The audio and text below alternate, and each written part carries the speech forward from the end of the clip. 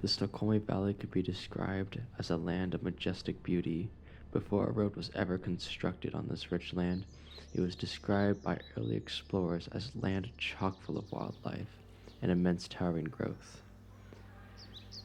The explorers found themselves marveling at skies so thick with birds that it would turn the skies black and blot out the sun.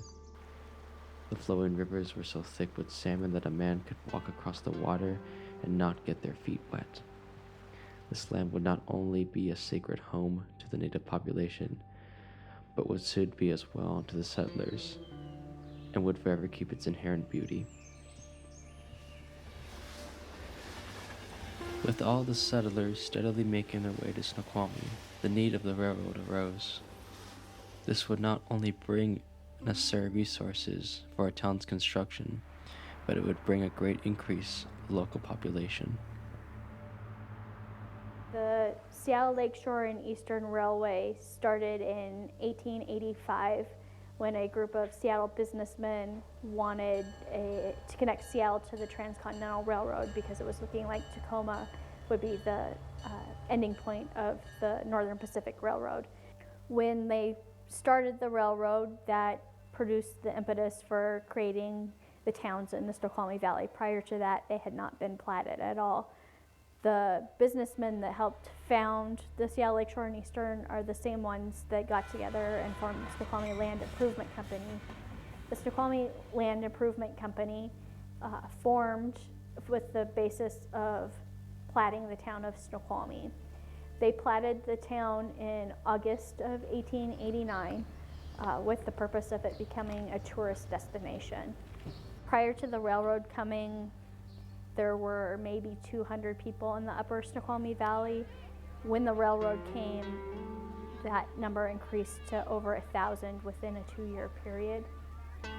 If you look at the census records, I believe there's 4 pages for the upper Snoqualmie Valley within the year before the railroad, and it had jumped to 32 2 years later. So the railroad, without its existence, the towns had no way of existing.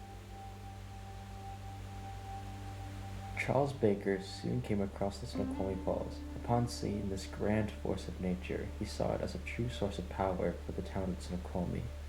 He quickly contacted his father, a wealthy businessman back east, and in doing so, he gained immense funding to help build the world's first all-electrical power plant.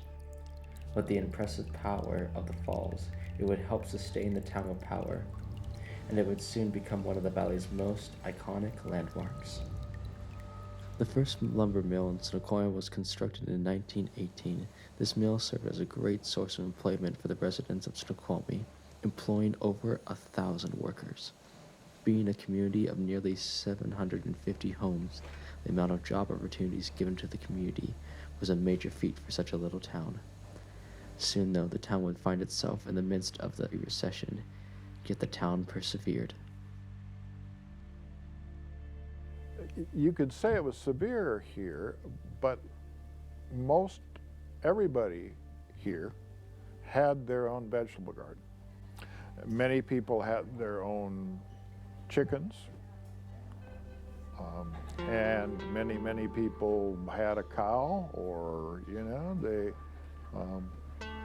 they were able to provide their own food to a much higher degree than we have now.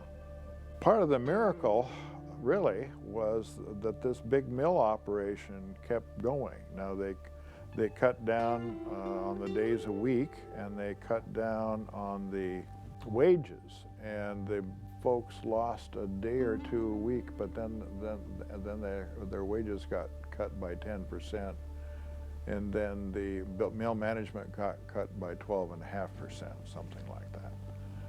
For almost the entire Depression, this mill continued to provide enough work so that you could feed a family. So we, here again, were not hit as hard and as harshly as some areas. Though a lot has changed in the valley, it is still to this day remained green and greatly preserved. but undeniably changed. Well, it's kind of cute if we think about it right this minute.